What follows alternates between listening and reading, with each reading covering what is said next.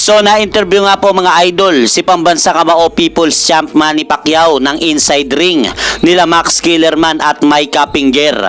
At dahil dyan, natanong nga po ni Max Kellerman ang ating pambansang kamao Manny Pacquiao na kung maglalaban daw sina Devin Haney at Antonio Margarito sa kanilang parehas na prime, sino daw sa tingin ni Manny Pacquiao ang mananalo sa laban na yan.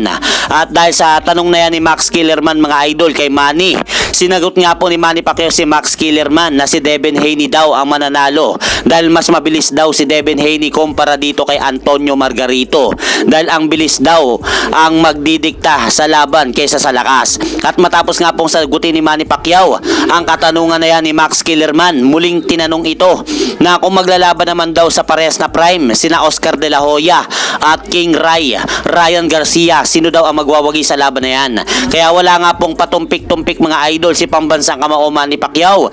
Pinili nga po nito si Oscar De La Hoya ang mananalo sa laban na yan kung sakaling kapwa daw silang dalawa nasa prime.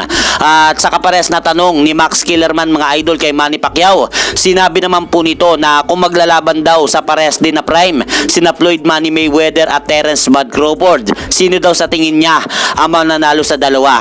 Kaya mas pinili nga po ng mga idol ni Manny Pacquiao na magwawagi sa laban na yan ay itong si former 3-weight undisputed Terence Bud Crawford dahil sa pagiging southpaw stance po daw nito kapag lumalaban sa ibabaw ng ring. At idagdag pa ni Manny Pacquiao mga idol, kaya daw ni Crawford i-handle kung anong klaseng estilo na boksingero ang itatapat sa kanya sa ibabaw ng lona. At ito nga po mga idol, panoorin po natin yung naging panayam na yan ni pambansa kamao Manny Pacquiao sa Inside Ring nila Max Kellerman at Mike Kappinger. Here we go. The first one. What would happen if Antonio Margarito fought Devin Haney? You fought and beat Margarito. Beat him up. Devin Haney will beat Margarito. Why? Speed has a power. By the way, Okay, Big Bo. see how a Big lot Bo of guys, Haney. see how a lot of guys, the older fighters, will always say the guy he fought is better than the new Yes. guy. Pacquiao will shoot you straight. Okay. Yes. How about Oscar De La Hoya versus Ryan Garcia? Oscar De La Hoya in his prime. Oscar De La Hoya in his prime. Yes, Yeah, of course. Pretty damn good. Just about as good as it ever got, right? That's a good one. How about this one? Floyd Mayweather against Terence Crawford. Floyd Mayweather against Terence Crawford. I think Terence Crawford. Why? Huh? Why? In both prime. Like, Both the prime. You think Crawford is? Why do you like Crawford? he has advantage. He is a southpaw. Right. By the way, a switch hitter. I agree. I think Bud beats Floyd. I believe that one. Man, he keeps it simple. I think Bud- and I thought straight Bud to gets the- that one for sure. That's a really good point.